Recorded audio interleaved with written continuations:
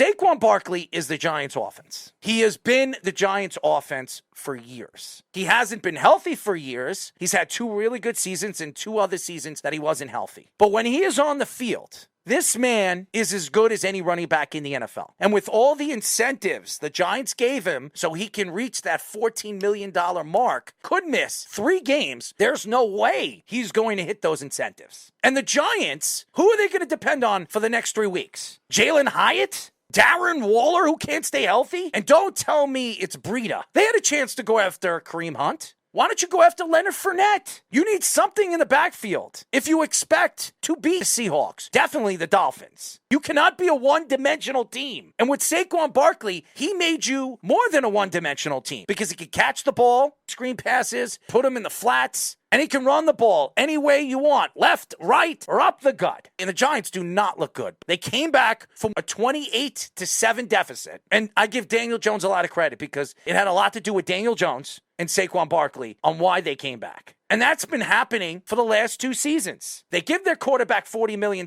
in the offseason, and they decide not to give their star running back a long-term deal. But they give him incentives. Incentives that he has to hit if he is expecting to make $14 million.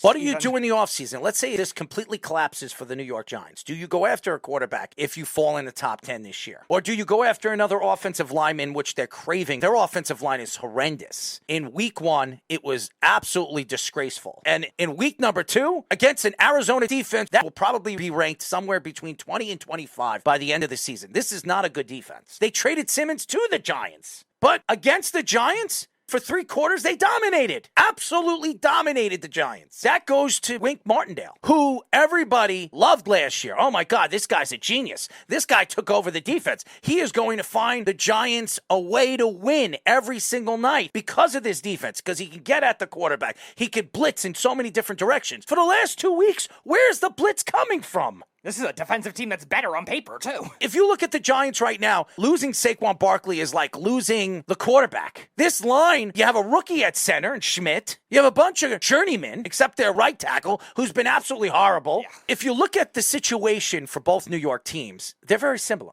It's just different. The Giants lose their best player, which is their running back. The Jets lose their best player, which is a quarterback. And both teams are going to be dependent on second-tier players. If you look at Zach Wilson right now, do you even think he's a second-tier player? I wouldn't even say that. And I don't blame Zach Wilson on why they lost against the Cowboys on Sunday, because it wasn't his fault. He did throw 3 interceptions. He did force 3 interceptions in the second half. And that was a lot to do with he was trying to open up the field, open up opportunities for the wide receivers. And the wide receivers couldn't get open but Garrett Wilson. He was the only one that was open the whole game. That has something to say about the offensive line. That couldn't protect him. Dwayne Brown is horrible. Going back to the Giants, you have to worry about knowing that Saquon is not going to be in the backfield. Saquon is not going to hide the deficiencies of this offense, this offensive line, for the next couple of weeks. And by the time he comes back in week 6, this season could be over for them. In the NFC East right now, you have the Cowboys and the Eagles. Both teams are 2-0. Even Washington's 2-0.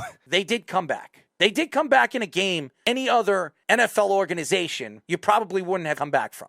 The Arizona Cardinals are trying to lose. They're 0-2. They could have won both games. Arizona should be 2-0 right now. But why? 4th quarter, they choked in both games. They had the lead in both games. And they didn't just have the lead against the Giants. They had a 3-touchdown lead against the New York Giants. You look at the specific situations for both New York teams. Both teams are in a bad position.